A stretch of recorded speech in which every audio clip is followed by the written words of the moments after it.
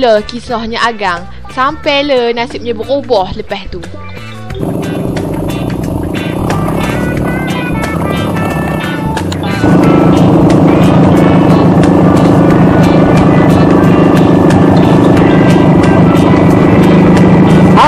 Apa itu?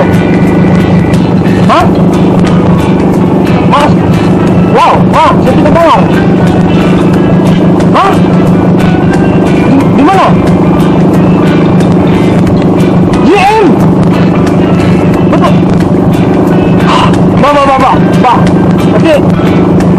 Nanti malam lah jumpa. Okey? Bah. GM.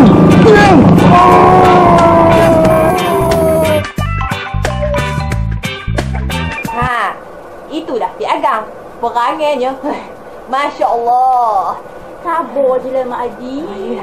Penat Mak Adi menengoknya. Ya, macam ni lah. Selepas itu, dia pun pergilah ke UM tu. Universiti Malaya, kata orang. Jomlah kita tengok jadi apa lepas tu Jom.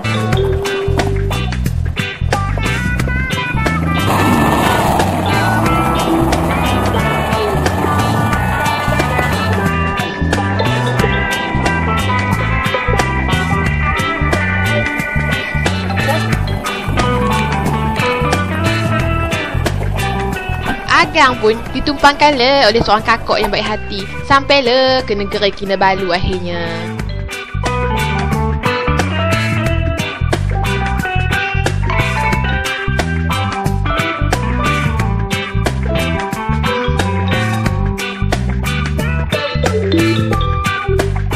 Lepas tu, Agang pun dibawalah ke biliknya.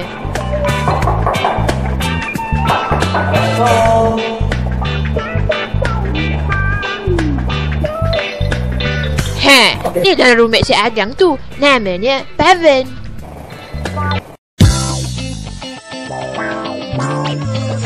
Lepas sebulan Agang di college, dia pun mulalah join segala aktiviti yang ada. 10 malam.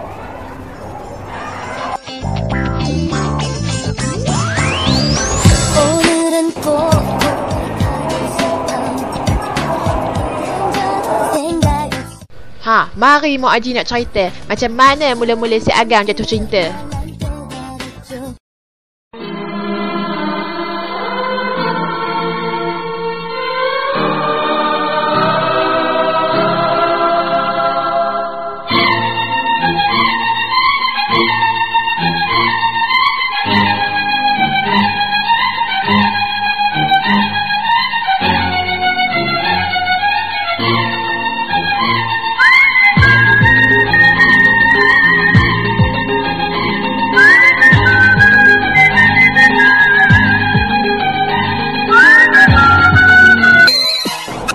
Kau siapa? Aku Abang.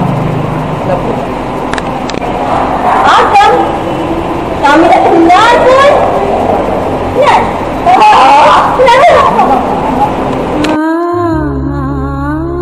Oleh kerana si Agang ni pelik tak serupa dengan orang lain, payahlah dia nak dapat kawan. Kesian si Agang ni kan. Kabhi khushi, kabhi gum.